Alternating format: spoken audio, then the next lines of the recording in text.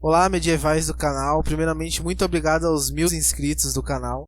Hoje vamos falar sobre a Imaculada Conceição. Primeiramente, eu não quero colocar a culpa em ninguém, em algum protestante se você for. O que eu quero falar aqui é apenas a minha interpretação e de nós católicos. Aqui defendemos apenas que Deus quis fazer isso porque Ele quis fazer tudo perfeitamente, o máximo. Mesmo que Jesus não precisasse, que ela não fosse. E é isso, vamos pro vídeo. E entrando o anjo aonde ela estava, disse: Salve, agraciada, o Senhor é contigo. Bendita és tu entre as mulheres. Primeiramente, o próprio anjo de Deus, ele chega com esse seguinte termo, traduzido como ave ou salve. A palavra Shire é sinônimo da palavra salve, que é incidentalmente carregada consigo uma certa conotação de real, ou seja, para realeza, que também pode se associar com a palavra de saudação. A única vez que essa mesma palavra se encontra é no Novo Testamento, em referência ao fato de Cristo ser um rei. Em João 19:3, e eles subiram a ele e disseram: Salve, rei dos judeus, e eles o golpearam com as mãos. Ou seja, esse era um dialeto daquela época que se referenciava aos reis. Também vemos isso em Mateus 27:29 e também em Mateus 26:49. Todos esses são no mesmo contexto de que é usado como uma certa realeza. Mas o que você estava querendo falar, Juan? Você está comparando com Jesus? Definitivamente não. O que queremos dizer é que era uma saudação muito mais graciosa. Ele poderia falar apenas Olá, Maria, mas não. Também tem uma outra coisa que devemos já colocar de início, que ele poderia, o anjo, ter falado apenas Olá, Maria. Ou seja, no segundo que eu falei, poderia chamar apenas Maria, mas não ocorreu. Ele falou de uma maneira adjetiva, mas o problema é que esse adjetivo, ou seja, uma qualidade a Maria, também pode ser um tipo de substantivo. E também pelo contexto que ele poderia usar apenas Maria, a palavra agraciada ou cheia de graça é um título, assim como Abraão foi para Abraão como pai de todos. Assim Maria seria um título. Assim, podemos analogar com o contexto desse Lucas 1:28, o agraciado ou cheia de graça como um título atribuído a Maria. A segunda coisa que também podemos citar aí é a palavra e o termo Kecharitomene, que simplesmente nunca foi usado em todo o livro da Bíblia. Mas alguns protestantes dizem que não, isso é simplesmente uma coisa única, mas não implica em nada. Mas nós católicos acreditamos que, como é um termo único em toda a Bíblia, e ao mesmo tempo foi um contexto tão único e tão sublime que é a anunciação do próprio Messias, nós atribuímos a uma coisa que realmente faz uma diferença. A segunda coisa que queremos mencionar aqui é a palavra e a base original, que é charis, do substantivo raiz charis. É geralmente traduzido como graça ou vagamente favorecer. Mais especificamente, a forma verbal deste charito, eu, divinamente. A forma de dicionário das palavras gregas está no presente, primeira pessoa no singular. O único outro uso desse verbo no Novo Testamento é em Efésios 1:6. Alguns protestantes argumentam que, tendo a mesma base em Efésios, partindo dessa correlação entre a base verbal de Kecharitomene e Efésios 1:6, podemos já presumir que a palavra charis, que tem a mesma base, os dois significam graça, já que definitivamente em Efésios 1:6 fala de regeneração de Jesus em seus gentios, a regeneração de Jesus em nós que creem em Jesus. Alguns protestantes dizem que sim, pode ser a mesma base de graça, ou seja, é indiscutivelmente que o anjo estivesse chamado e estivesse falando de graça. Mas que eles argumentam que, como Efésios tem um argumento e tem um contexto de que seria para todo mundo, então se os dois seriam iguais de uma certa maneira, então todo mundo já seria imaculado como Maria. O único problema desse argumento é que o anjo se direciona de uma forma muito singular, principalmente na forma de como Maria falou sobre essa salvação que ela tinha também. Era uma salvação muito singular. Ao invés dela falar Nosso Senhor, como sempre é mais de costume em toda a Bíblia falar Nosso Senhor, Maria falou ao contrário. Maria falou no singular, Meu Senhor. Nós acreditamos que ela pretendia apontar que, mesmo de Jesus Cristo ter morrido por ela, que antes de Jesus Cristo ter morrido por ela, e assim abrir a porta para a salvação, Maria o chamou de Meu Salvador, e assim se distingue daqueles que o chamam de Nosso Salvador, depois que ele já tinha morrido por nossos pecados. O termo também, Kecharitomene, está no presente particípio passivo, que é o melhor que posso descrever o tempo verbal. O grego koiné era uma língua flexível, permitindo ao autor traduzir um pensamento com a variedade de palavras. Charito deve significar dotar ou encher com graça. Quando conjugado na voz passiva, significa ser dotado ou preenchido com graça. Portanto, Jerônimo estava correto ao traduzir Kecharitomene para o latim como gratia plena, que significa cheio de graça. Com o verbo, esse que está aparecendo na tela, charito pode certamente possuir o significado de dotar ou encher de graça. Também, o prefixo que, de antes da palavra Kecharitomene, essa palavra é um particípio passado perfeito. O particípio é a palavra formada que tem as propriedades de um adjetivo pintado, ado, quebrado, ado, e é um composto de 3 características gramaticais importantes para nós. O prefixo que significa que o verbo é um verbo particípio passivo perfeito, tendo sido, verbo raiz, ter tido, o verbo raiz acontecer, feito para você, sendo agora o resultado de ser, verbo raiz. Por exemplo, verbo matar, passado particípio morto, soldado. Verbo queimar, particípio, passado particípio queimado, madeira. Diferente de um adjetivo que geralmente é idêntico, mas que não aplica o sentido de perfeito de que um particípio passado faz, morto e permanecer morto, sem ressurreição ainda. Queimado e não há restauração, e aquele que permanece naquele estado queimado até o presente. Ou seja, com essa palavra, com esse prefixo que, também denota que, além do anjo já ter falado que ela era agraciada, com esse prefixo que ele chamou, que ele intitulou Maria, denota que já tinha ocorrido aquele acontecimento de graça, e não apenas naquele momento. Ou seja, já era, foi naquele momento e sempre será. Em Lucas 1,42, significa que Maria é abençoada junto com outras mulheres, em vez de ser a mais abençoada das mulheres? Se esse versículo significa que Maria foi abençoada coletivamente com outras mulheres, isso não incluiria a própria oradora Isabel? Afinal, Isabel logo seria a mãe de um grande profeta. A quarta definição de eulogeo, a palavra grega para bem-aventurado. No léxico grego de Thayer, também deixa claro que entre as mulheres, em Lucas 1,42, significa que é abençoada antes de todas as mulheres. Significa que Maria é abençoada antes de todas as outras mulheres.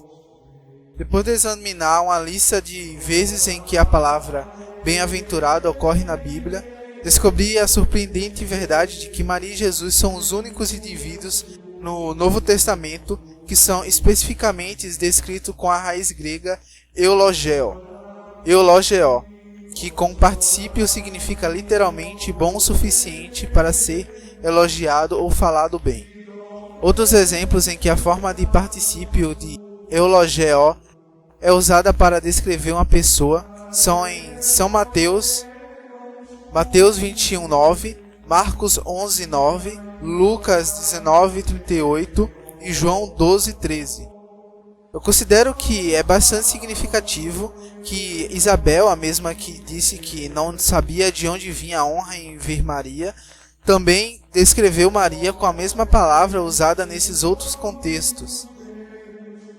Visto que Jesus censura Jerusalém em Lucas 13:31-35 e Mateus 23:37-39, por como eles o descreveram mais tarde como bem-aventurado, poderia ter dito que Isabel também estava errada a usar a palavra para descrever Maria? Isso é altamente improvável por vários motivos. Por um lado, Lucas 1,41 revela que Isabel foi cheia de Espírito Santo, quando ela exaltou as palavras nos versículos seguintes, e é muito ilógico supor que o Espírito Santo pudesse inspirar a blasfêmia. Em segundo lugar, no lamento de Jesus sobre Jerusalém, ele não o está repreendendo por seu louvor, pois suas palavras são realmente verdadeiras, mas sim pela insinceridade de suas palavras. Jesus também está desapontado em Jerusalém porque sabe que o louvor deles a ele é meramente condicional, ou depende de ele cumprir ou não as expectativas temporais que eles têm do Messias. Finalmente, as palavras de Isabel não poderiam ter um erro, já que Maria é descrita como abençoada mais 2 vezes no primeiro capítulo de Lucas. No meio do cântico, Maria afirma que, a partir de hoje, todas as gerações chamarão-me abençoada. Essa afirmação é um macarismo, reconhecendo a economia das ações de Deus, e tipifica a humildade que marcou a vida e a herança de Maria. Maria usa uma forma do termo macária. A palavra é bem atestada no grego antigo. Seu campo semântico abrange bem-aventurado, afortunado e feliz, geralmente no sentido de recipiente privilegiado do divino favor. Também conota coisas que têm uma relação muito próxima com o divino. Essa frase pode assumir o sentido literal significado de pronunciará uma bem-aventurança sobre mim. Maria usa o termo do tempo futuro da palavra, que reflete que o adjetivo usado por Isabel no versículo 45, essa frase parece uma correlação no sentido como em Gênesis 30:13.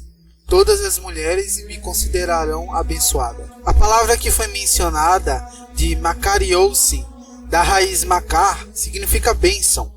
É esta palavra particular que realmente revela o verdadeiro significado e implicações das maravilhas que ela proclama que Deus realizou em sua vida. Na língua grega antiga, makar tem uma qualidade diferente de eulogêmenos, eulógetos. De acordo com o dicionário clássico da língua grega, a raiz makariousin, makar ou makaira, significa abençoado, feliz, uma qualidade propriamente dos deuses. Makares significa o abençoado, isto é, os deuses. Esse tipo de bênção pertencia inteiramente aos deuses nos tempos antigos. Apenas figuras divinas foram qualificadas para serem descritas como Macária, Macar. A menina de Nazaré, que se descreve como abençoada com a palavra Macar, realmente reconhece que Deus deu a ela, a uma vez humilde e humilhada escrava dele, algumas qualidades somente possuídas por seres divinos. Em outras palavras, Maria está dizendo: não sou apenas abençoada entre as mulheres, eu também sou abençoada entre os seres divinos. Mesmo sem dizer isso, Maria declara que ela é dotada de qualidades divinas. De certa forma, ela proclama com essa palavra que é de fato uma figura divina. Isabel, como uma judia fiel, cujo marido é um sacerdote santo que regularmente se reveza no sacrifício no Santo dos Santos no Templo de Jerusalém, Isabel nunca se aventuraria a chamar Deus por seu nome pessoal, Yahvé, que era proibido a qualquer judeu praticante. Ela deveria chamar Deus com o nome substituto fornecido no Antigo Testamento, Adonai, que é traduzido em grego como Kyrios e em inglês como Lorde, que seria Senhor. Quer dizer, Isabel, ao chamar a menina de Nazaré de Mãe do Senhor, na verdade chamou a bem-aventurada Virgem Maria de Mãe de Deus. O paralelismo que faz do entre as mulheres também é dita para Jael, mas vamos destrinchar e distinguir entre as duas. Maria Santíssima é saudada por Santa Isabel nos seguintes termos, segundo São Lucas: bendita és tu entre as mulheres, e bendito é o fruto do vosso ventre. Ora, tal saudação evoca o famoso cântico de Osias e Judite: tu és bendita, ó filha, pelo Deus Altíssimo, mais que todas as mulheres da terra. Bendito seja o Senhor, Criador do céu e da terra, que te guiou para cortar a cabeça do maior inimigo. Evoca também o famoso cântico de Débora sobre Jael: seja bendita entre as mulheres, Jael, a mulher de Heber. Bendita sobre as mulheres das tendas.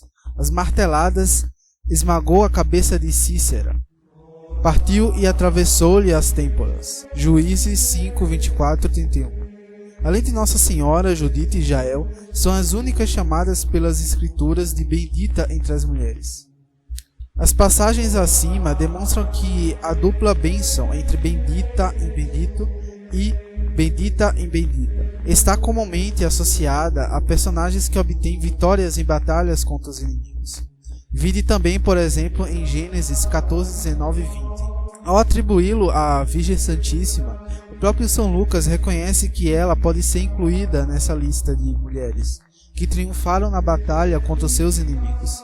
No caso de Maria, no entanto, considerando a tradição cristã, há uma tipologia forte que une as três personagens, pois todas as três bem-aventuradas esmagam a cabeça dos seus inimigos. Jael, a de Cícera, Judite, a de Holofernes, e Maria Santíssima, a de Satanás. Vale ressaltar também que é irrazoável se supor que São Lucas desconhece o livro de Judite. Além de utilizar-se da LXX que o incluía entre as Sagradas Escrituras, era discípulo de São Paulo, assim como São Clemente Romano, que, por sua vez, demonstra claramente a primeira epístola aos Coríntios, teu louvor por Judite e conhecer o livro em questão. Em primeira carta de São Clemente aos Coríntios 55:4. É possível, portanto, que o próprio São Lucas tenha pensado na sua supracitada passagem de Judite em 13:23, quando utilizou-se dos termos tão parecidos para designar em Maria em Lucas 1:42. Igualmente significativo é o fato de que em Apocalipse 12, ao retomar a primeira parte da profecia de Gênesis 3:15, isto é, a inimizade entre a mulher e a serpente, São João afirma que a mulher possui a lua debaixo dos pés, a linguagem própria para definir a oposição entre as duas entidades, assim como o triunfo da primeira sobre a segunda, em Coríntios 15:25 e etc. A lua aqui assume a clara conotação negativa, já que contrasta com a mulher que estava vestida de sol. O símbolo de Cristo, portanto, de santidade, em João 1:5, Lucas 1:78, Mateus 17:2 e Malaquias 4:2, é provavelmente um símbolo do pecado, comumente associado na igreja primitiva às simbologias da noite e da escuridão, em João 1:5-12, em João 1:6, 2,9, e também em São Paulo, em 1 Tessalonicenses em 5, versículo 5. Ao dizer que a Virgem tem a lua debaixo dos seus pés, como em Apocalipse 12, São João afirma que não foi derrotada pelo pecado, mas pelo contrário, ela triunfou sobre ele, subjugando o que pode ser devido ao contexto geral de retomada do proto-evangelho pelo autor, como referencia, ainda que indiretamente, também a Gênesis, onde a mulher esmaga certamente, de certo sentido, a cabeça de seu ator, Satanás. Portanto, Maria Santíssima é a verdadeira mulher que é terrível em exército de ordem de batalha, como em Cânticos 6:10. E, com sua obediência virginal, esmaga a cabeça do dragão infernal, sendo, portanto, a corredentora do gênero humano e a criatura mais perfeita, onde Deus fez seu próprio mundo de amor e humildade nessa humilde criatura. Muito obrigado por ter assistido o vídeo até aqui, espero que você tenha gostado. Qualquer coisa, alguma objeção aí, coloque nos comentários. Os próximos vídeos aí vai ser sobre isso, ou em breve aí, não sei. Mas é isso, muito obrigado, salve Maria e viva Cristo Rei.